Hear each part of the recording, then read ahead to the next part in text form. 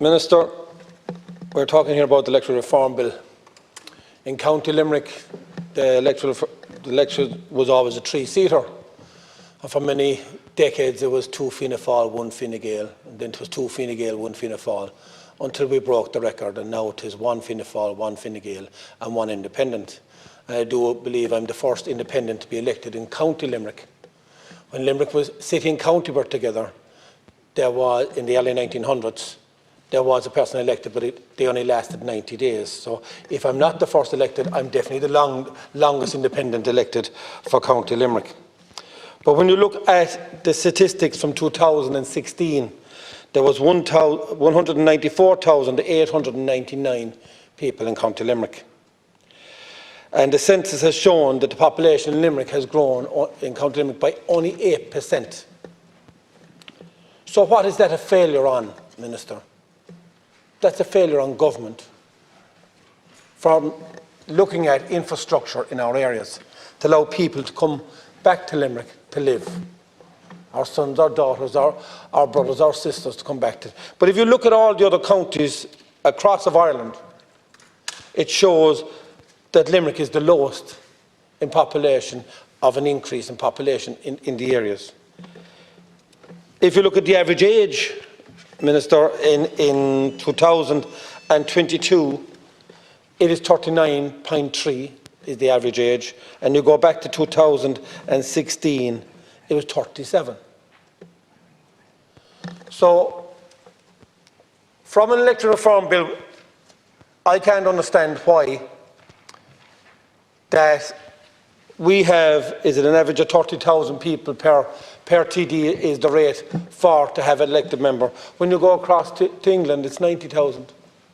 So why do we want extra TDs elected to the Dáil if in other countries it's shown that they can cater up to 90,000 people and still do a job, but we have it at 30,000 here. I understand that it's an old law that's there, but it's a law that needs to be changed. It's a law that needs to be changed fairly quickly to make sure, number one, that the taxpayer in this country gets value for money. Number two, that by investing in extra staff in areas, we can actually deliver a better service for people in our areas. Why do we need extra TDs? We have 166 of them. And the country at the moment is saying that a lot of the ones that are in here are not actually working for them. Now they want, the next election will show, and I believe it will show, that they'll want real people, not career politicians, to represent them. And I do believe that myself, that from the point of view that this Dáil, as it stands at the moment, does not represent all of Ireland. It represents a view of a cabinet that is too city-based. The cabinet does not reflect all of Ireland. It does not reflect every county in Ireland. That's what this chamber does. On the opposition here, we fight as much as we can to make sure that our counties are looked after as best as they can.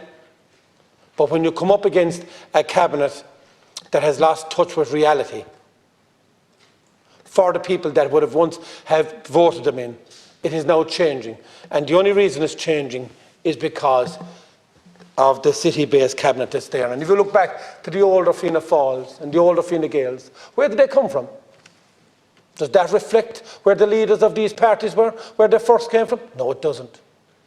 So the sooner that people look at this and say that we need to represent more people and we need less TDs, we don't need more TDs.